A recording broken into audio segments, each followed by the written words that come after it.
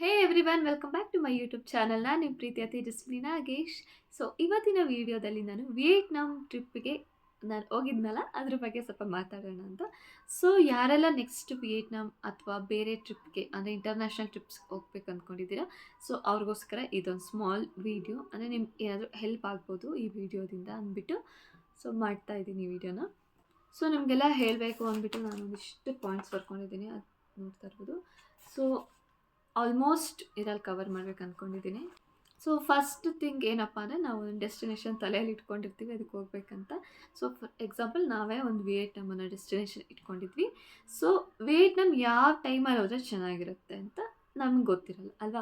So ಈಗ Indian climate ಥರನೇ ಅಲ್ಲೂ ಇರುತ್ತಾ ಅಥವಾ ಏನಾದ್ರು ಡಿಫ್ರೆನ್ಸ್ ಇರುತ್ತಾ ಗೊತ್ತಿರಲ್ಲ. ಸೊ ಅದಕ್ಕೆ ಏನು ಮಾಡಬೇಕಂದ್ರೆ, ನೀವು ಎಲ್ಲರೂ ಹೋಗ್ಬೇಕು ಅಂದ್ಕೊಂಡ್ರೆ ಫಸ್ಟ್ ಗೂಗಲಲ್ಲಿ ಚೆಕ್ ಮಾಡಿ, ಅಂದರೆ best time to visit Vietnam ಅಂತ ಕೊಟ್ಟರೆ ಸೊ ಅದೇನು ಸಜೆಸ್ಟ್ ಮಾಡುತ್ತೆ. So November to February or March or April ಆ ಥರ ಕೊಡುತ್ತೆ ಅಲ್ವಾ. ಸೊ ಅದೇ ಥರ ನೀವು ಬೇರೆ ಯಾವ ಪ್ಲೇಸ್ಗಾದ್ರೂ ಹೋಗ್ಬೇಕಂದ್ರೆ ಅದನ್ನು ಚೆಕ್ ಮಾಡಿ. ಸೊ ಇಲ್ಲಾಂದರೆ ಕೆಲವು ಪ್ಲೇಸಲ್ಲಿ ಮಳೆ ಇರ್ಬೋದು, ಬಿಸಿಲಿರ್ಬೋದು, ಅಥವಾ ಸ್ನೋಫಾಲ್ಸ್ ಆಗ್ತಿರ್ಬೋದು, ಅಥವಾ ಇನ್ನೂ ಏನಾರ ಬೇರೆ ಇರ್ಬೋದು ಅಲ್ವಾ. ಅದಕ್ಕೆ ನಾವು ಹೋಗೋದೇ ಸುತ್ತಾಡೋದಕ್ಕಂತ. ಈಗ ಮಳೆ ಬಂತು ಅಂತ ಒಂದು ಕಡೆ ಸುಮ್ಮನೆ ಕೂರೋಕ್ಕಾಗಲ್ಲ, ಅಥವಾ ಸಖತ್ತು ಬಿಸಿಲು ಅಂದ್ಬಿಟ್ಟು ಒಂಥರ ಹೋಗಿ ಬರೋದಕ್ಕಾಗಲ್ಲ. ಸೊ ನಮಗೆ ಒಂಥರ ವೆದರ್ ಕ್ಲೈಮೇಟ್ ಎಲ್ಲ ಸಖತ್ತಾಗಿರಬೇಕು, ನಾವು ಎಂಜಾಯ್ ಮಾಡಬೇಕು ಟ್ರಿಪ್ನ ಅಂದರೆ ಸೊ ಬೆಸ್ಟ್ ಟೈಮ್ ಯಾವಾಗ ಅಂತ ಸಜೆಸ್ಟ್ ಮಾಡುತ್ತೆ. ಸೊ ಅಂಥ ಟೈಮಲ್ಲಿ ಹೋದರೆ it's better. So next thing, ಯಾವುದ್ರಲ್ಲಿ ಬುಕ್ ಮಾಡಬೇಕು. ಸೊ ನಾವು ಮೇಕ್ ಮೈ ಟ್ರಿಪ್ ಅನ್ನೋ ಆ್ಯಪ್ ಇದೆಯಲ್ಲ ಅದರಲ್ಲಿ ಬುಕ್ ಮಾಡಿದ್ವಿ. ಸೊ ನೀವು ಮೇಕ್ ಮೈ ಟ್ರಿಪ್ ಅಥವಾ ಗೋಬಿಬೋ ಅಂತ ಏನೋ ಇದೆಯಲ್ಲ ಅದು, ಇಲ್ಲಾಂದರೆ ಗೂಗಲಲ್ಲಿ ತುಂಬ ವೆಬ್ಸೈಟ್ಸ್ ಇರುತ್ತೆ ಅದರಲ್ಲಿ ಬುಕ್ ಮಾಡ್ಬೋದು. ಸೊ ನೀವು ಜೆನ್ಯೂನ್ ಆಗಿ ಯಾವ ವೆಬ್ಸೈಟ್ಸ್ ಇದೆ ಅಂದರೆ ಲೈಕ್ ಹೈ ರೇಟೆಡ್ ವೆಬ್ಸೈಟ್ಸ್ ಇರುತ್ತಲ್ವ, ಸೊ ಜೆನ್ಯೂನ್ ಆಗಿ ಅಂದರೆ ಒಳ್ಳೆ ಹೋಟೆಲ್ಸ್ ಅಥವಾ ಏರ್ ಟಿಕೆಟ್ಸ್ ಎಲ್ಲ ಚೆನ್ನಾಗಿ ಬುಕ್ ಮಾಡ್ತಾರೆ ಅನ್ನೋ ಆ್ಯಪ್ಸ್ ಇರುತ್ತೆ. ಸೊ ಸೊ ಅಂಥ ಆ್ಯಪಲ್ಲಿ ಬುಕ್ ಮಾಡಿಕೊಂಡ್ರೆ ನಿಮಗೆ ಒಳ್ಳೆಯದು. ಓಕೆನಾ. ಸೊ ನಂಬರ್ ಆಫ್ ಪೀಪಲ್ಸ್ ಎಷ್ಟು ಜನ, ಈಗ ಒಬ್ರು ಹೋಗ್ತೀರಾ, ಇಬ್ಬರು ಕಪಲ್ಸ್ ಹೋಗ್ತೀರಾ, ಇಲ್ಲ ಫ್ಯಾಮಿಲಿ ಹೋಗ್ತೀರಾ. ಸೊ ಒಬ್ಬರಿಗೆ ಮತ್ತು ಫ್ಯಾಮಿಲಿಗೆ ಅಷ್ಟು ಆಫರ್ಸ್ ಇರಲ್ಲ, ಬಟ್ ಈಗ ಕಪಲ್ಸ್ ಹೋಗೋದಿದ್ರೆ ತುಂಬಾ ಆಫರ್ಸ್ ಇರುತ್ತೆ. ಸೊ ಹನಿಮೂನ್ ಪ್ಯಾಕೇಜ್ ಅಂತ ಇರುತ್ತೆ, ಇಲ್ಲಾಂದರೆ ಬೇರೆ ಪ್ಲೇಸಸ್ ಮೇಲೆ ಪ್ಯಾಕೇಜಸ್ ಅಂತ ಕೊಟ್ಟಿರ್ತಾರೆ. ಸೊ ಆ ಥರ ಇಬ್ಬರು ಹೋಗುವಾಗ ತುಂಬ ಆಫರ್ಸ್ ಇರುತ್ತೆ. ಸೊ ನೀವು ನೋಡ್ಕೊಂಡು ಹೋದರೆ ನಿಮಗೆ ಸ್ವಲ್ಪ ಕಡಿಮೆ ಬೀಳುತ್ತೆ ಪ್ರೈಸ್. ಆ್ಯಂಡ್ ನೆಕ್ಸ್ಟು ಎಷ್ಟು ದಿನಕ್ಕೆ ಹೋಗ್ತೀರಾ ಅಂತ. ಈಗ ನಾವು ಹೋಗಿದ್ದು 7 ಡೇಸ್ ಟ್ರಿಪ್. ಸೊ ಅದರಲ್ಲಿ 2 ಡೇಸ್ ನಮಗೆ ಟ್ರಾವೆಲಿಂಗ್ ಆಗುತ್ತೆ. ಸೊ ಈ ಕಡೆಯಿಂದ ಆ ಕಡೆಗೆ ಹೋಗೋಕ್ಕೆ, ಆ ಕಡೆಯಿಂದ ಈ ಕಡೆ ಬರೋದಕ್ಕೆ 2 ಡೇಸ್ ಹೋಗುತ್ತೆ. ಇನ್ನು ರಿಮೈನಿಂಗ್ ಇರೋದು 5 ಡೇಸ್. ಸೊ 5 ಡೇಸಲ್ಲಿ ಏನೇನು ಇರುತ್ತೆ ಪ್ಲೇಸಸ್ ಅಷ್ಟು ಕವರ್ ಮಾಡ್ಕೊಂಡು ಬರ್ಬೋದು. ಓಕೆನಾ. ಈಗ ನಿಮಗೆ ಈಗ ನಮಗೆ 6 ನೈಟ್ಸ್ 7 ಡೇಸ್ ಅಂತ ಇತ್ತು. ಇನ್ನೊಂದು 21 ಡೇಸ್ 20 ನೈಟ್ಸ್, ಅಥವಾ ಇನ್ನು ಕೆಲವರು 1 ಮಂತ್ ಎಲ್ಲ ಇರುತ್ತೆ, ಇಲ್ಲ 5 ಡೇಸ್ 4 ಡೇಸ್ ಆ ಥರ ತುಂಬ ಟ್ರಿಪ್ಸ್ ಇರುತ್ತೆ. ಸೊ ನೀವು ಹೋದರೆ ಅಟ್ಲೀಸ್ಟ್ ಒಂದು 3-4 ಪ್ಲೇಸಸ್ ಆದರೂ ಕವರ್ ಮಾಡ್ಕೊಬರೋ ಹಾಗೆ ಇರಬೇಕು ಅಂತ ಅದಕ್ಕೆ ಹೋಗಿ. ಯಾಕಂದರೆ ಪದೇ ಪದೇ ಹೋಗೋದಕ್ಕೆ ಆಗಲ್ಲ ಒಂದೇ ಟ್ರಿಪ್ಪಿಗೆ ಅಷ್ಟೊಂದು ದುಡ್ಡು ಖರ್ಚು ಮಾಡಿಕೊಂಡು. ಸೊ ಒಂದು ಸಲ ಹೋಗಿದ್ದಾಗ ಆಲ್ಮೋಸ್ಟ್ ಚೆನ್ನಾಗಿರೋವಂಥ ಪ್ಲೇಸಸ್ನ ಸೆಲೆಕ್ಟ್ ಮಾಡ್ಕೊಂಡು ಹೋಗಿ. ಸೊ ಈಗ ನೀವು ಇಂಡಿಯಾಗೆ ಬರಬೇಕು, ಈಗ ಇಂಡಿಯಾ ಅಂತ ಸೆಲೆಕ್ಟ್ ಮಾಡಿದ್ರೆ ನಿಮಗೆ ಒಂದು ಕರ್ನಾಟಕ ಮಾತ್ರ ಅಲ್ಲ ಅಲ್ವಾ. ಸೊ ಬೇರೆ ಬೇರೆ ಸ್ಟೇಟ್ಸ್ ಇದೆ. ಅದೇ ರೀತಿ ಈಗ ನೀವು ಬೇರೆ ಇಂಟರ್ನ್ಯಾಷನಲ್ ಟ್ರಿಪ್ಪಿಗೆ ಹೋಗುವಾಗಲೂ ಅಷ್ಟೇ. ಸೊ ಬೇರೆ ಬೇರೆ ಪ್ಲೇಸಸ್ ಇರುತ್ತೆ. ಈಗ ನಾವು ಹೋಗಿದ್ದಲ್ಲಿ 3 ಪ್ಲೇಸ್ ಇತ್ತು, ಅನಾಯ್, ಸಪಾ ಮತ್ತು ಹಾಲಾಂಗ್ ಬೇ ಅಂದ್ಬಿಟ್ಟು. ಸೊ ನಮ್ಮದು Hanoi city, Sapa full nature greenery, and Halong Bay ಅನ್ನೋದು ಬೀಚ್. ಸೊ ಈ ಥರ 3 ಪ್ಲೇಸಸ್ನು ನಾವು ಕವರ್ ಮಾಡ್ಕೊಂಡ್ವಿ. ಸೊ ನೀವು ಆ ಥರ ಪ್ಲೇಸಸ್ನ ಸೆಲೆಕ್ಟ್ ಮಾಡ್ಕೋಬೇಕು. ಇಲ್ಲ ಫುಲ್ ಗ್ರೀನರಿ ಬೇಕು ಅಂದರೆ ಅದು ಒಂಥರ ಚೆನ್ನಾಗಿರುತ್ತೆ, ಇಲ್ಲ ಫುಲ್ ಬೀಚ್ ಸೈಡ್ಸ್ ಹೋಗ್ತೀವಿ ಅಂತ ಇದ್ದರೆ ಅದು ಇರುತ್ತೆ. ಸೊ ನಾವು 3 ಥರನೂ ಸಿಟಿ ಅಥವಾ ವಿಲೇಜ್ ಅಥವಾ ಬೀಚಸ್ ಎಲ್ಲದೂ ಕವರ್ ಆಗಲಿ ಅಂದ್ಬಿಟ್ಟು ಸೊ ನಾವು ಈ ಪ್ಲೇಸ್ನ ಸೆಲೆಕ್ಟ್ ಮಾಡಿದ್ವಿ. So next thing hotel. So ಹೋಟೆಲ್ಸಲ್ಲಿ ನಿಮಗೆ 4 ಸ್ಟಾರ್ 5 ಸ್ಟಾರ್ 3 ಸ್ಟಾರ್ 2 ಸ್ಟಾರ್ಸ್ ಅಂತ ಎಲ್ಲ ಇರುತ್ತೆ. ಸೊ ನಿಮಗೆ 5 ಸ್ಟಾರ್ ಹೋಟೆಲ್ ಬೇಕು ಅಂದರೆ ಅದು ಸ್ವಲ್ಪ ಹೈ ರೇಟೆಡ್ ಆಗಿರುತ್ತೆ, ಆ್ಯಂಡ್ ನಿಮಗೆ ಅಷ್ಟು ಈಸಿಯಾಗಿ ಅವೈಲಬಲ್ ಇರೋದಿಲ್ಲ. ಸೊ ನೀವು ತುಂಬ ತಿಂಗಳಿಂದನೇ ಬುಕ್ ಮಾಡಬೇಕಾಗತ್ತೆ. ಬಟ್ ನಮಗೆ 6 ಮಂತ್ಸ್ ಟೈಮ್ ಇತ್ತು, ಅಂದರೆ ನಾವು ಜೂನಲ್ಲಿ ಬುಕ್ ಮಾಡಿದ್ದು, ಟ್ರಿಪ್ಪಿಗೆ ಹೋಗಿದ್ದು ನವೆಂಬರಲ್ಲಿ. ಸೊ ನಮಗೆ 5 to 6 ಮಂತ್ಸ್ ಗ್ಯಾಪ್ ಇತ್ತು. ಸೊ ನಮಗೆ 4 ಸ್ಟಾರ್ ಅವೈಲಬಲ್ ಇತ್ತು. ಆ್ಯಂಡ್ ನೀವು ಮೇಕ್ ಮೈ ಟ್ರಿಪ್ಪಲ್ಲಿ ಸೆಲೆಕ್ಟ್ ಮಾಡ್ಕೋಬೋದು, ಅಂದರೆ ಎಷ್ಟು ಸ್ಟಾರ್ ಹೋಟೆಲ್ಸ್ ಬೇಕು ಅಂದ್ಬಿಟ್ಟು. ಸೊ ನೀವು ಹೋಟೆಲ್ ಪ್ರೈಸಸ್ಸು ಇನ್ಕ್ಲೂಡ್ ಆಗುತ್ತೆ ನಿಮ್ಮ ಪ್ರೈಸಸ್ ರೇಂಜಿಂಗ್, ಅಂದರೆ ನಿಮ್ಮ final amount range. And hotels ಮೇಲೆ ಡಿಪೆಂಡ್ ಆಗುತ್ತೆ ನಿಮಗೆ. ಈಗ ನೀವು 4 ಸ್ಟಾರ್ ಹಾಕಿದ್ರೆ ನಿಮ್ಮ ಪ್ರೈಸ್ ಜಾಸ್ತಿ ಇರುತ್ತೆ. ಸೊ 3 ಸ್ಟಾರ್ ಹಾಕಿದ್ರೆ ಸ್ವಲ್ಪ ಕಡಿಮೆ ಆಗುತ್ತೆ. ಸೊ ಬಟ್ ನೀವು ಔಟ್ಸೈಡ್ ಹೋದಾಗ 4 ಸ್ಟಾರಲ್ಲಿದ್ದರೆ ಚೆನ್ನಾಗಿರುತ್ತೆ ಅಂತ ನನಗನ್ಸುತ್ತೆ. ಪೇಮೆಂಟ್. ಸೊ ಪೇಮೆಂಟ್ ನೀವು ಸಿಂಗಲ್ ಪೇಮೆಂಟ್ ಕೂಡ ಮಾಡ್ಕೋಬೋದು, ಇಲ್ಲ ಅಂದರೆ ಒಂದು 3 ಮಂತ್ಸ್, ಅಂದರೆ ಇಲ್ಲಾಂದರೆ ಒಂದು 3 ಇನ್ಸ್ಟಾಲ್ಮೆಂಟ್ಸಲ್ಲಿ ಕಟ್ಕೋಬೋದು. ಈಗ ನಾವು ಜೂನಲ್ಲಿ ಬುಕ್ ಮಾಡಿದ್ದಲ್ವಾ, ಸೊ ಜೂನಲ್ಲಿ 65K ಕಟ್ಟಿದ್ವಿ. ಆ್ಯಂಡ್ ನೆಕ್ಸ್ಟು ಜುಲೈ ಇಲ್ಲ, ಆಗಸ್ಟ್ ಇಲ್ಲ, ಸೆಪ್ಟೆಂಬರಲ್ಲಿ 30K ಕಟ್ಟಿದ್ವಿ. And next October. ಸೊ ಅಕ್ಟೋಬರ್ದೇ ಫೈನಲ್ ಪೇಮೆಂಟ್. ಅದರಲ್ಲಿ ನಮಗೆ 1,30,000 ಆಯಿತು. ಸೊ ಟೋಟಲ್ ನಮಗೆ hotels, visa and travel insurance ಅಂತ ಬರುತ್ತೆ, ಅದೆಲ್ಲ ಸೇರಿ ನಮಗೆ 2.25 ಲ್ಯಾಕ್ಸ್ ಆಯಿತು. ಆಯಿತಾ. ಸೊ ನಿಮಗೆ ವೀಸಾ ಅವರೇ ಅಪ್ಲೈ ಮಾಡೋದಿದ್ರೆ ಅಲ್ಲಿ ನಿಮಗೆ ಆಪ್ಷನ್ ಇರುತ್ತೆ, ನೀವು ಇನ್ಕ್ಲೂಡ್ ಮಾಡ್ಕೋಬೋದು. ಇಲ್ಲ ನೀವು ಸಪ್ರೇಟಾಗಿ ಅಪ್ಲೈ ಮಾಡ್ಕೊತೀನಿ ಅಂದರೆ ನೀವು ಅಲ್ಲೂ ಅಪ್ಲೈ ಮಾಡ್ಬೋದು. ಆ್ಯಂಡ್ ಟ್ರಾವೆಲ್ ಇನ್ಶೂರೆನ್ಸ್ ಅದು ಮ್ಯಾಂಡೇಟ್ರಿ ಏನಲ್ಲ, ನೀವು ಬೇಕು ಅಂದರೆ ಇನ್ಕ್ಲೂಡ್ ಮಾಡ್ಕೋಬೋದು, ಇಲ್ಲ ಎಕ್ಸ್ಕ್ಲೂಡ್ ಮಾಡ್ಬೋದು. ಸೊ ಟ್ರಾವೆಲ್ ಇನ್ಶೂರೆನ್ಸ್ ನಿಮ್ಗೆ ರಿಟರ್ನ್ ಏನು ಕೊಡೋದಿಲ್ಲ ಅವರು, ಅದು ಒಬ್ಬರಿಗೆ 1,500 ಆಗುತ್ತೆ. ಸೊ ನಾವು ಇಬ್ಬರಿಂದ 3,000 ಸಮಥಿಂಗ್ ಆಯಿತು, GST ಅದು ಇದು ಎಲ್ಲ ಸೇರಿ. ಅದು ನೀವು ಔಟ್ಸೈಡ್ ಹೋಗೋದ್ರಿಂದ ಒಂದು ಸೇಫರ್ ಸೈಡಿಗೆ ಒಂದು ಇರಲಿ ಇನ್ಶೂರೆನ್ಸ್ ಅಂದ್ಬಿಟ್ಟು ಹಾಕ್ಕೊಂಡ್ರೆ ಒಳ್ಳೆಯದು. ಇಲ್ಲ ಅಂದರೆ ಹಾಗೇ ಆಗುತ್ತೆ. ಆ್ಯಂಡ್ ನಿಮಗೆ ಸೊ ಈಗ ನಮಗೆ 2.25 ಲ್ಯಾಕ್ಸಲ್ಲೇ ವೀಸಾ ಇನ್ಕ್ಲೂಡ್ ಆಗಿದೆ, hotels, air tickets and travel insurance ಇಷ್ಟು ಇನ್ಕ್ಲೂಡ್ ಆಗಿದೆ. ಆಯಿತಾ. ಅಂದರೆ ನೀವು ಟ್ರಿಪ್ ಬುಕ್ ಮಾಡಿದ್ಮೇಲೆ ನಿಮಗೆ ಫ್ಲೈಟ್ ಟಿಕೆಟ್ಸ್ ಎಲ್ಲ ಬರುತ್ತೆ. ಸೊ ನಮಗೆ ಇಂಡಿಗೋಯಿಂದ ಬಂದಿತ್ತು. ಈಗ ನಿಮಗೆ ವಿಂಡೋ ಸೀಟ್ಸ್ ಬೇಕು, ಅಂದರೆ ನೀವು ಫಸ್ಟ್ ಟೈಮ್ ಹೋಗ್ತಿರೋದ್ರಿಂದ ನಿಮಗೆ ವ್ಯೂಸ್ ಎಲ್ಲ ನೋಡಬೇಕು ಅನ್ನೋ ಆಸೆ ಎಲ್ಲ ಇರುತ್ತಲ್ಲ ವಿಂಡೋ ಸೀಟಲ್ಲಿ. ಅದಕ್ಕೆ ನೀವು ವಿಂಡೋ ಸೀಟ್ನ ಈಗ ನಿಮ್ಗೆ ಏರ್ ಟಿಕೆಟ್ಸ್ ಬಂದಿರುತ್ತಲ್ಲ ಫಸ್ಟ್ ಡೇನೇ ಬುಕ್ ಆದಾಗ, ಆವಾಗಲೇ ನೀವು ಸೀಟ್ಸ್ನ ಅಲಾಟ್ ಮಾಡ್ಕೋಬೋದು ವಿಂಡೋ ಸೀಟೇ ಬೇಕು ಅಂತ ಇದ್ದರೆ. ಸೊ ಅದಕ್ಕೆ ಎಕ್ಸ್ಟ್ರಾ 3K ಆಗುತ್ತೆ, ಅಂದರೆ 3,000 ಆಗುತ್ತೆ. ಆಮೇಲೆ ಈಗ ನಿಮಗೆ ಮೇಕ್ ಮೈ ಟ್ರಿಪ್ ಅವರು ಟ್ರಿಪ್ ಬುಕ್ ಮಾಡುವಾಗ ಕಾಲ್ಸ್ ಎಲ್ಲ ಮಾಡ್ತಾ ಇರ್ತಾರೆ. ಸೊ ನೀವು ಅದು ಯಾವುದೋ ಕಂಪ್ನಿ ಕಾಲ್ ಅಂತ ನೆಗ್ಲೆಕ್ಟ್ ಮಾಡಿಬಿಡಿ, ಕಾಲ್ಸ್ ಮಾಡಿದಾಗ ರಿಸೀವ್ ಮಾಡಿ. ಸೊ ಮೇಕ್ ಮೈ ಟ್ರಿಪ್ ಅವ್ರದ್ದು ಅದೇ ಈಗ ನಾರ್ಮಲ್ ಕಂಪ್ನಿ ಕಾಲ್ಸ್ ಥರನೇ ಬರುತ್ತೆ. ಸೊ ಯಾವುದು ಇಗ್ನೋರ್ ಮಾಡಿಬಿಡಿ ಟ್ರಿಪ್ಸ್ ಟೈಮಲ್ಲಿ. ನಿಮ್ಮ ವಾಟ್ಸಪ್ ನಂಬರಿಗೆ ಮೆಸೇಜಸ್ ಅಥವಾ ಕನ್ಫರ್ಮೇಷನ್ಸ್ ಮೆಸೇಜಸ್ ಎಲ್ಲ ಕಳಿಸ್ತಾ ಇರ್ತಾರೆ. ಅವರು ಪಾಸ್ಪೋರ್ಟ್ಸ್ ಎಲ್ಲ ಕೇಳ್ತಾ ಇರ್ತಾರೆ ನಿಮ್ಮ ವೀಸಾ ಎಲ್ಲ ಅಪ್ಲೈ ಮಾಡೋ ಟೈಮಲ್ಲಿ. ಸೊ ನೀವು ಯಾವಾಗಲೂ ಅವೈಲೇಬಲ್ ಇರಬೇಕು ಅವರಿಗೆ, ಇಲ್ಲಾಂದರೆ ನಿಮಗೆ ಡಿಲೇ ಆಗುತ್ತೆ. ಸೊ ವೀಸಾ ನೀವು ಫೈನಲ್ ಪೇಮೆಂಟ್ ಮಾಡ್ತೀರಲ್ಲ ಆವಾಗ ಅವರು ಕನ್ಫರ್ಮೇಷನ್ ಮಾಡಿಬಿಟ್ಟು ಅಲ್ಲಿಂದ ಒಂದು 15 ಡೇಸ್ ಟೈಮ್ ಹೇಳಿರ್ತಾರೆ. ಸೊ ನಮಗೆ 7 ಡೇಸಲ್ಲೇ ವೀಸಾ ಬಂತು. ನೀವು ಬುಕ್ ಮಾಡಿಕೊಂಡ್ರು ಅಷ್ಟೇ, ಅಷ್ಟರಲ್ಲೇ ಬರುತ್ತೆ. ಈಗ ನಾನು ನನ್ನ ಎಕ್ಸ್ಪೀರಿಯನ್ಸ್ ಹೇಳ್ತಾ ಇರೋದ್ರಿಂದ, ಸೊ ಮೇಕ್ ಮೈ ಟ್ರಿಪ್ಪಲ್ಲಿ ನಮಗೆ ಅವರು ಓಚರ್ಸ್ ಅಂದರೆ ಏನೇನು ಓಚರ್ಸ್ ಇರುತ್ತೆ ಅದು ಯಾವುದು ನಿಮಗೆ ಅವತ್ತೇ ಕೊಡೋದಿಲ್ಲ. ಆಯಿತಾ. ನಿಮಗೆ ಇನ್ನು ಟ್ರಿಪ್ಪು ಇನ್ನೊಂದು 3-4 ಡೇಸ್ ಇದೆ ಅನ್ನೋಂಗೆ ನಿಮಗೆಲ್ಲ ಓಚರ್ಸ್ ಕಳಿಸ್ತಾರೆ. ಆ್ಯಂಡ್ ಫೈನಲ್ ಆಗಿ ನಿಮಗೆ ಯಾವುದು ಹೋಟೆಲ್ ಬುಕ್ ಆಗಿದೆ ಅದ್ರದ್ದನ್ನು ಓಚರ್ಸ್ ಕಳಿಸ್ತಾರೆ. ಓಕೆ. ಸೊ ಓಚರ್ಸ್ ಅಂದರೆ ಲೈಕ್ ಇನ್ನು ಈ ಥರ ಇಷ್ಟಿಷ್ಟು ಓಚರ್ಸ್ ಕೊಡ್ತಾರೆ ಆ ಥರ ಎಲ್ಲ, ಜಸ್ಟ್ ಅಂದರೆ ಈ ಹೋಟೆಲಲ್ಲಿ ಬುಕ್ ಆಗಿದೆ ಅಂದ್ಬಿಟ್ಟು ಒಂದು 5 to 6 ಪೇಜಸ್ ಇರೋ PDF ಕಳಿಸ್ತಾರೆ. ಸೊ ನೀವು ಫಸ್ಟ್ ಡೇ ಯಾವ ಹೋಟೆಲಲ್ಲಿ ಹೋಗಿ ಸ್ಟೇ ಆಗ್ತೀರಾ, ನೆಕ್ಸ್ಟ್ ಡೇ ಯಾವ ಹೋಟೆಲ್ಲು, ಆ್ಯಂಡ್ ಅಲ್ಲಿ ಏನಾದ್ರು ಆ್ಯಕ್ಟಿವಿಟೀಸ್ ಇರುತ್ತೆ. ಲೈಕ್ ಈಗ ನೀವು ಯಾವುದಾದ್ರು ಪ್ಲೇಸ್ಗೆ ಹೋಗ್ಬೇಕಂದ್ರೆ ಅಲ್ಲಿ ಟಿಕೆಟ್ಸ್ ಎಲ್ಲ ತೊಗೊಳೋದಿರುತ್ತಲ್ಲ, ಸೊ ಅದನ್ನೆಲ್ಲ ಅಲ್ಲಿ ಆ್ಯಕ್ಟಿವಿಟೀಸ್ ಥರ ಇನ್ಕ್ಲೂಡ್ ಮಾಡಿರ್ತಾರೆ. ಸೊ ಅಲ್ಲಿ ನೀವು ಹೋಗಿ ಏನು ಪೇ ಮಾಡೋದಿರಲ್ಲ. ಸೊ ನಿಮಗೆ ಒಬ್ಬರು ಗೈಡ್ನ ಅಲಾಟ್ ಮಾಡಿರ್ತಾರೆ ಟ್ರಿಪ್ಪಲ್ಲಿ. ಅಂದರೆ ಮೈ ಟ್ರಿಪ್ ಅವರು ಅಲ್ಲಿರೋ ಗೈಡ್ಸ್ ಇರ್ತಾರಲ್ಲ ಆ ಕಂಪ್ನಿಯಲ್ಲಿ ಅವ್ರನ್ನ ಅಲಾಟ್ ಮಾಡಿರ್ತಾರೆ. ಅವರೇ ನಿಮ್ದು ಎಲ್ಲ ಚಾರ್ಜಸ್ ನೋಡ್ಕೊಳ್ತಾರೆ, ನೀವೇನು ಖರ್ಚು ಮಾಡೋ ಅವಶ್ಯಕತೆ ಇರಲ್ಲ. ಏನಪ್ಪ ಖರ್ಚಿರುತ್ತೆ, ಶಾಪಿಂಗ್ ಇರುತ್ತೆ, ನೀವು ಮಾಡೋದಿದ್ರೆ ಖರ್ಚು, ಇಲ್ಲ ಅಂದರೆ ನಿಮ್ಗೇನಾದ್ರು ಊಟ ತಿಂಡಿ ಇದ್ದರೆ ಇರುತ್ತೆ. ಓಕೆನಾ. ಸೊ ನಾವು ಬುಕ್ ಮಾಡಿದ್ರಲ್ಲಿ ಎಲ್ಲದರಲ್ಲೂ ಬ್ರೇಕ್ಫಾಸ್ಟ್ ಇತ್ತು, ಬಟ್ ಬೀಚಲ್ಲಿ ಮಾತ್ರ ಬ್ರೇಕ್ಫಾಸ್ಟ್ ಡಿನ್ನರ್ ಇತ್ತು. ಆಯಿತಾ. ಸೊ ನಾವು ಹೋಗಿದ್ದೆ ಮಧ್ಯಾಹ್ನ, ಅವತ್ತು ಲಂಚ್ ಇತ್ತು, and next day morning breakfast ಇತ್ತು, ಅದ್ರ ನೈಟ್ ಏನಿತ್ತು ಆವಾಗ ಡಿನ್ನರ್ ಇತ್ತು. ಸೊ ನಾವೆಲ್ಲೂ ಬೀಚಲ್ಲಿ ಆಚೆ ಹೋಗೋಕ್ಕಾಗಲ್ವಲ್ಲ, ಆ ಕ್ರೂಸ್ ಒಳಗೇ ನಮಗೆ ಎಲ್ಲ ಅವೈಲೇಬಲ್ ಇತ್ತು. ಇನ್ನು ಬೇರೆ ದಿನ ಎಲ್ಲ ಜಸ್ಟ್ ಬ್ರೇಕ್ಫಾಸ್ಟ್ ಅಷ್ಟೇ ಇರುತ್ತೆ, ಇನ್ನು ಲಂಚ್ ಮತ್ತು ಡಿನ್ನರ್ ನೀವೇ ನೋಡ್ಕೋಬೇಕು. ಆ್ಯಂಡ್ ನಿಮಗೆ ಲಾಸ್ಟ್ ಅಂದರೆ previous day MakeMyTrip agent call ಮಾಡ್ತಾರೆ ಅಥವಾ ಮೆಸೇಜ್ ಕಳಿಸ್ತಾರೆ. ಸೊ ನೀವು ವೆಜ್ ಪ್ರಿಫರ್ ಮಾಡ್ತೀರಾ, ನಾನ್ ವೆಜ್ ಪ್ರಿಫರ್ ಮಾಡ್ತೀರಾ ಕೇಳ್ತಾರೆ. ಸೊ ನೀವು ಯಾವ್ದು ತಿಂತೀರಾ ಅದನ್ನು ಹೇಳಬೇಕು. ಆಮೇಲೆ ಅವರು ಅಲ್ಲಿ ಏನೋ ಕನ್ಫರ್ಮ್ ಮಾಡ್ಕೊತಾರೆ ಅನಿಸುತ್ತೆ. ಸೊ ಯಾಕಂದರೆ ನೀವು ಹೋಗೋ ಹೋಟೆಲ್ಸಲ್ಲೆಲ್ಲ ಈಗ ನಾವು ಬಫೆ ಸಿಸ್ಟಮ್ಸ್ ಇರುತ್ತೆ. ಸೊ ಅಲ್ಲಿ ಬೀಫ್ ಇರುತ್ತೆ, ಹಾರ್ಸು, ಬಫೆಲೋ, ಫ್ರಾಗ್ಸು, ಆಮೇಲೆ ಇನ್ನು ವೆಜ್ ಐಟಮ್ಸ್ ಅಥವಾ ಫ್ರೂಟ್ಸ್, ಆಮೇಲೆ ಏನೇನೋ ಸಾರ್ಟೆಡ್ ವೆಜಿಟೇಬಲ್ಸ್ ಏನೇನೋ ಇರುತ್ತೆ. ಸೊ ನೀವು ನೋಡ್ಕೊಂಡು ತಿನ್ನಬೇಕು, ಅವೆಲ್ಲ ನಾವು ತಿನ್ನೋಕ್ಕಾಗಲ್ಲ. ಬಟ್ ಫ್ರೂಟ್ಸ್ ಗಿಟ್ಸ್ ಎಲ್ಲ ತಿನ್ಕೊಂಡು ಹೇಗೋ ಇರ್ಬೋದು. ಚಿಕನ್ ಇರುತ್ತೆ, ಮಟನ್ ಏನಿರೋದಿಲ್ಲ, ಮಟನ್ ಬದಲು ಬೀಫ್ ಎಲ್ಲ ಇರುತ್ತೆ. ಸೊ ಅದಕ್ಕೆ ನೀವು ವೆಜ್ಜಾ ನಾನ್ ವೆಜ್ ಅಂತ ಕೇಳ್ತಾರೆ. ಸೊ ನೀವು ವೆಜ್ ತಿನ್ನೋರಾದರೆ ಜಸ್ಟ್ ಫ್ರೂಟ್ಸ್ ಬೇರೆ ವೆಜಿಟೇಬಲ್ ನೂಡಲ್ಸ್ ಎಲ್ಲ ಇರುತ್ತೆ ಅಂತ ತಿನ್ಕೋಬೋದು, ಇಲ್ಲ ಅಂದರೆ ಸಪ್ರೇಟಾಗಿ ತಿನ್ಬೋದು. ನೆಕ್ಸ್ಟು ನಿಮಗೆ ಫೈನಲ್ ಟಿಕೆಟ್ಸ್ ಅಂದರೆ ಏರ್ ಟಿಕೆಟ್ಸ್ದು ಟಿಕೆಟ್ಸ್ ಅಂದ್ಬಿಟ್ಟು ಅವರು ವಾಟ್ಸಪ್ ಮಾಡ್ತಾರೆ ಅಥವಾ ಮೇಲ್ ಮಾಡ್ತಾರೆ ಮೇಕ್ ಮೈ ಟ್ರಿಪ್ ಅವರು ಅದು ಕಳಿಸಿದಾಗ ನೀವು ವೆಬ್ ಚೆಕ್ ಇನ್ ಮಾಡ್ಬೋದು. ಅಂದರೆ ಸೊ 24 ಅವರ್ಸ್ ಒಳಗೆ ವೆಬ್ ಚೆಕ್ ಇನ್ ಮಾಡ್ಕೊಳ್ಬೋದು ನೀವು. ಇಲ್ಲ ಅಂದರೆ ಒಂದು ಆಫ್ ಡೇ ಏನು ಇರುತ್ತೆ ಆ ಟೈಮಲ್ಲಿ ಮಾಡ್ಕೊಳ್ಬೋದು. ಸೊ ವೆಬ್ ಚೆಕ್ ಇನ್ ಯಾಕೆ ಮಾಡಬೇಕಂದ್ರೆ, ಈಗ ನೀವು ಬ್ಯಾಂಗ್ಳೂರಿಂದ ಹೋಗುವಾಗ ಅಷ್ಟೊಂದು ಕ್ಯೂ ಇರಲ್ಲ ಚೆಕ್ ಇನ್ ಮಾಡೋಕ್ಕೆ. ಬಟ್ ಫಾರಿನಿಂದ ನೀವು ರಿಟರ್ನ್ ಆಗುವಾಗ ಅಲ್ಲಿ ತುಂಬ ಜನ ಟೂರಿಸ್ಟ್ ಇರ್ತಾರೆ ಅಲ್ವಾ, ಸೊ ಅವಾಗ ಜಾಸ್ತಿ ಲೆಂತ್ ಇರುತ್ತೆ ಕ್ಯೂ. ಸೊ ಅದಕ್ಕೆ ನೀವು ಮನೆಯಲ್ಲೇ ವೆಬ್ ಚೆಕ್ ಇನ್ ಅಥವಾ ಹೋಟೆಲ್ಸಲ್ಲೇ ಎಲ್ಲರ ಫೋನಲ್ಲೇ ವೆಬ್ ಚೆಕ್ ಇನ್ ಮಾಡ್ಕೋಬೋದು. ಲ್ಯಾಪ್ಟಾಪ್ಸೇ ಇರಬೇಕು ಅಂತೇನಿಲ್ಲ.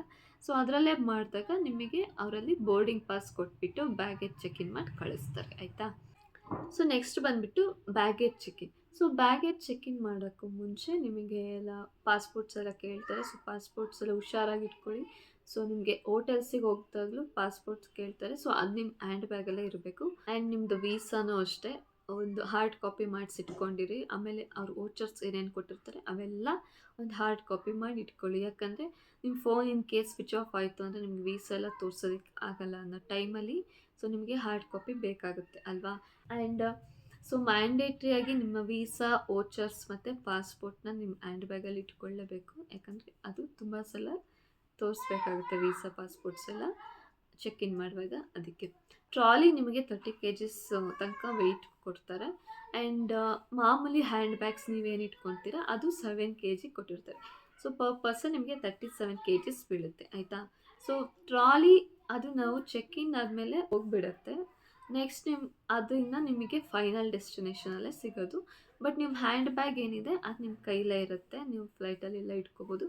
ಸೊ ನಿಮ್ಮ chargers, power banks, Bluetooth, smart watch ಇಂಥ ಏನೇ ಐಟಮ್ಸ್ ಇದ್ದರೂ ಅವೆಲ್ಲ ನಿಮ್ಮ ಹ್ಯಾಂಡ್ ಬ್ಯಾಗ್ಸಲ್ಲಿ ಯಾವುದನ್ನು ನಿಮ್ಮ ಟ್ರಾಲಿ ಒಳಗೆ ಇಡಬೇಡಿ. ಸೊ ನಿಮ್ಮ ಟ್ರಾಲಿನ ಅವರು ತೊಗೊಂಡೇ ಹೋಗಲ್ಲ. ಈ ಥರ ಎಲ್ಲ ಏನಾರು ಚೆಕ್ ಇನ್ ಮಾಡುವಾಗ ಅಂಥದ್ದೆಲ್ಲ ಸಿಕ್ಕಿದ್ರೆ ನಿಮ್ಮ ಬ್ಯಾಗ್ ನಿಮಗೆ ಸಿಗೋಕ್ಕೆ ಡೌಟ್ ಇರುತ್ತೆ, ಎಲ್ಲೋ ತಂದುಬಿಟ್ಟು ಹಾಕ್ಬಿಡ್ತಾರೆ ಆಮೇಲೆ. ಸೊ ಅದಕ್ಕೆ ಅಂಥ ಐಟಮ್ಸ್ನೆಲ್ಲ ನಿಮ್ಮ ಹ್ಯಾಂಡ್ ಬ್ಯಾಗಲ್ಲಿ ಇಟ್ಕೊಳ್ಳಿ. ಆ್ಯಂಡ್ ಇನ್ನು ಲಿಕ್ವಿಡ್ ಐಟಮ್ಸ್, ಸಾಸ್ ಅಂಥದ್ದೆಲ್ಲ ತೊಗೊಂಡು ಹೋಗ್ಬೇಡಿ. ಅಕಸ್ಮಾತ್ ಏನಾದ್ರು ತೊಗೊಂಡೋದ್ರೆ ಚೆನ್ನಾಗಿ ಪ್ಯಾಕ್ ಮಾಡಿ, ಎಲ್ಲೂ ಲೀಕ್ ಆಗದೆ ಇರೋ ಥರ ಸೀಲ್ ಮಾಡಿಬಿಟ್ಟು ನಿಮ್ಮ ಟ್ರಾಲಿ ಒಳಗೆ ಇಟ್ಬಿಡಿ, ಆಯಿತಾ. ಇನ್ನು ಶಾರ್ಪ್ ಆಬ್ಜೆಕ್ಟ್ಸ್ ಈಗ ಲೈಕ್ ಸೀಸರ್ಸ್ ಸ್ಪೆಷಲಿ ನಿಮ್ಮ ಹ್ಯಾಂಡ್ ಬ್ಯಾಗ್ಸಲ್ಲಿ ಅದೆಲ್ಲ ಇಟ್ಕೊಂಡು ನಿಮ್ಮ ಸಸ್ಪೆಕ್ಟ್ ಥರ ನೋಡಿಬಿಟ್ಟು ಸೈಡಿಗೆ ಹಾಕ್ಬಿಡ್ತಾರೆ, ಆಯಿತಾ. ಈಗ ಬ್ಯಾಗೇಜ್ ಚೆಕ್ ಇನ್ ಆಯ್ತಲ್ವ, ಬ್ಯಾಗೇಜ್ ಚೆಕ್ ಇನ್ ಆದಮೇಲೆ ಬ್ಯಾಗ್ಸ್ ಹೋಗುತ್ತೆ. ನೆಕ್ಸ್ಟ್ ಇನ್ನು ಪರ್ಸನ್ಸ್ ಅಂದರೆ ನಮ್ಮನ್ನು ಚೆಕ್ ಮಾಡ್ತಾರಲ್ವ, ಆವಾಗ ನಿಮಗೆ ಬೋರ್ಡಿಂಗ್ ಪಾಸ್ ಕೇಳ್ತಾರೆ. ಆಮೇಲೆ ನೀವು ಏರ್ಪೋರ್ಟ್ ಒಳಗೆ ಹೋಗುವಾಗ ಆಧಾರ್ ಕಾರ್ಡ್ ಕೇಳ್ತಾರೆ. ಸೊ ಆಧಾರ್ ಕಾರ್ಡ್ ಇರಬೇಕು. ಬೋರ್ಡಿಂಗ್ ಪಾಸ್ ಕೊಟ್ಟಾಗ ಬೋರ್ಡಿಂಗ್ ಪಾಸ್ ಇರಬೇಕು, ಅಂದರೆ ಏನು ಟಿಕೆಟ್ ಅಂತೀರ ಅದೇ. ಆಮೇಲೆ ಪಾಸ್ಪೋರ್ಟ್ ಇರಬೇಕು. ಆಮೇಲೆ ವೀಸಾ ಕಾಪೀಸ್ ಇರಬೇಕು, ನಿಮ್ಮ ಫೋನಲ್ಲಿ ಇರಬೇಕು, ಇಲ್ಲ ಹಾರ್ಡ್ ಕಾಪೀಸರು ಇರಬೇಕು. ಸೊ ಇಷ್ಟು ಮ್ಯಾಂಡೇಟ್ರಿ ನಿಮ್ಮ ಕೈಲಿರಲೇಬೇಕು. ನೀವು ನಿಮ್ಮನ್ನು ಚೆಕ್ ಮಾಡ್ತಾರೆ ನೋಡಿ, ಆವಾಗ ನಿಮ್ಮ ಹ್ಯಾಂಡ್ ಬ್ಯಾಗ್ಸಲ್ಲಿ ಏನೇ ಇದ್ದರೂ ಎಲ್ಲ ತೆಗೆದು ಟ್ರೇ ಒಳಗೆ ಹಾಕ್ಬೇಕು. ಸೊ ನೀವು ಹುಡುಗ ಆಗಿರಲಿ ಹುಡುಗಿ ಆಗಲಿ, ನೀವು ಬೆಲ್ಟ್ ಹಾಕಿದರೆ ಬೆಲ್ಟ್ನು ಬಿಚ್ಚಿಬಿಟ್ಟು ಆ ಟ್ರೇಗೆ ಹಾಕಬೇಕು. ಸೊ ಮೆಟಲ್ ಐಟಮ್ಸ್ ಥರದ್ದು ಏನು ಇಟ್ಕೋಬಾರ್ದು. ನಿಮ್ಮ ಸ್ಮಾರ್ಟ್ ವಾಚ್ ಆಗಿರ್ಬೋದು, ಬ್ಲೂಟೂತ್ಸ್, ಆಮೇಲೆ ಶೂಸ್ ಸಹ ಬಿಚ್ಚಿಬಿಟ್ಟು ಆ ಟ್ರೇಗೆ ಹಾಕಬೇಕು. ಸೊ ಅದೆಲ್ಲ ಚೆಕ್ ಮಾಡಿದ್ಮೇಲೆ ನಿಮ್ಮನ್ನು ಒಳಗೆ ಬಿಡೋದು, ಅಂದರೆ ಫ್ಲೈಟ್ ಹತ್ರ ಬಿಡೋದು, ಅದಕ್ಕಿಂತ ಮುಂಚೆ ಬಿಡೋಲ್ಲ.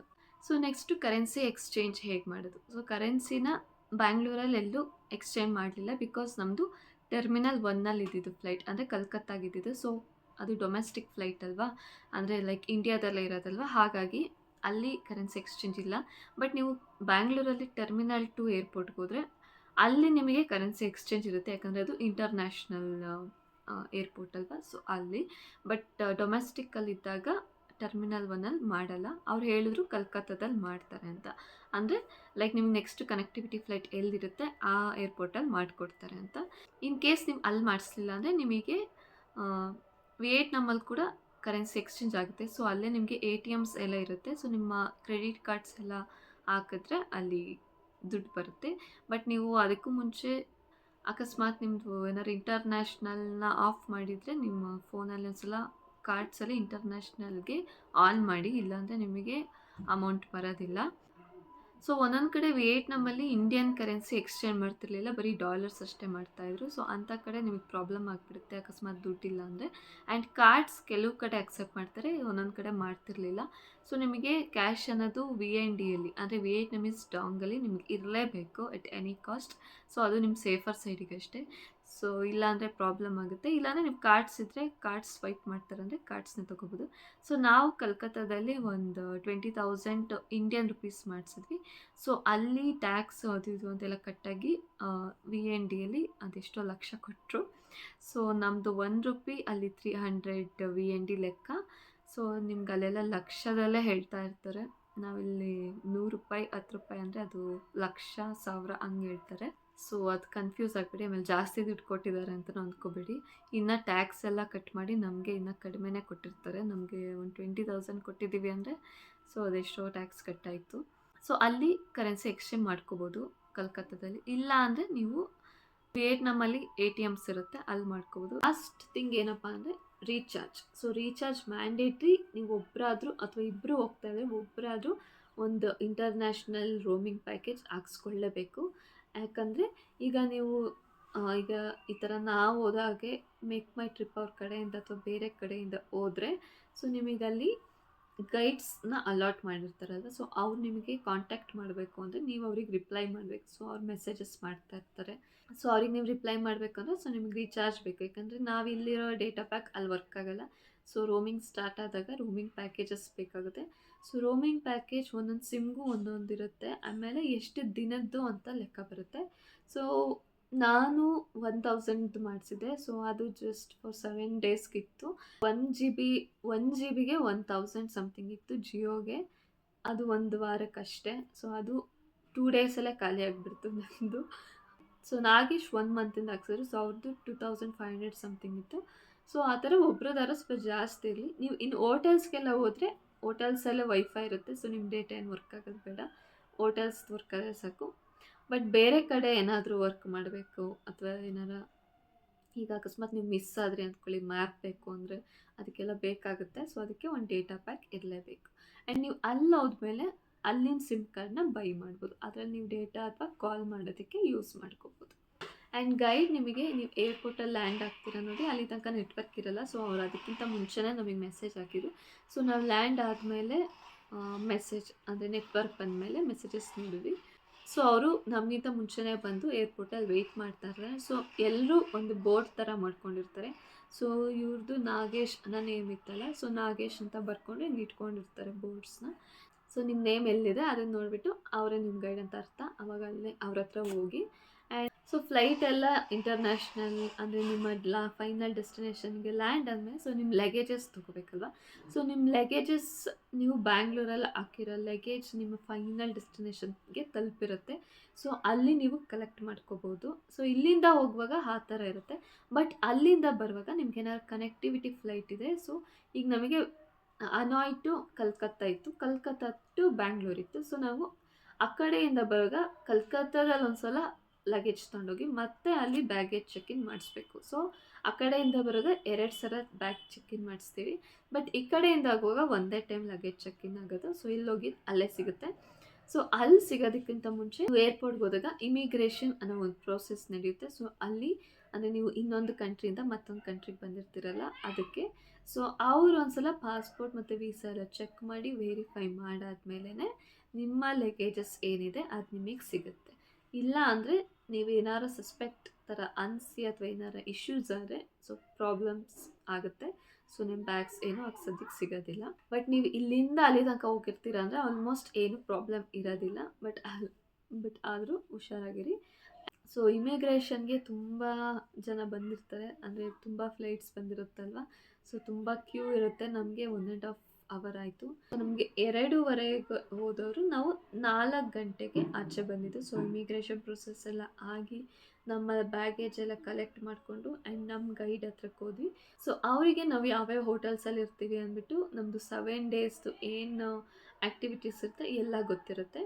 ಸೊ ಅವ್ರ ಹತ್ರ ಯಾವ ಹೋಟೆಲ್ಸ್ ಅಂತ ಅವ್ರಿಗೆ ಗೊತ್ತಿರುತ್ತೆ. ಸೊ ಅವ್ರು ನಮ್ಮನ್ನು ಇಲ್ಲಿ ಪಿಕಪ್ ಮಾಡಿ ಹೋಟೆಲಿಗೆ ಡ್ರಾಪ್ ಮಾಡಿದ್ರು.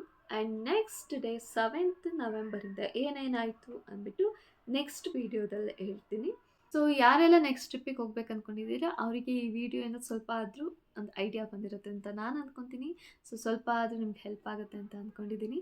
ಸೊ ಈ ವಿಡಿಯೋ ನಿಮ್ಗೆ ಇಷ್ಟ ಆಗಿರೋ ಪ್ಲೀಸ್ ಸಬ್ಸ್ಕ್ರೈಬ್ ಆಗಿ ಸಪೋರ್ಟ್ ಮಾಡಿ ಆ್ಯಂಡ್ ನೆಕ್ಸ್ಟ್ ವಿಡಿಯೋದಲ್ಲಿ ಸಿಗೋಣ. ಟಿಲ್ ದೆನ್ ಬಾಯ್.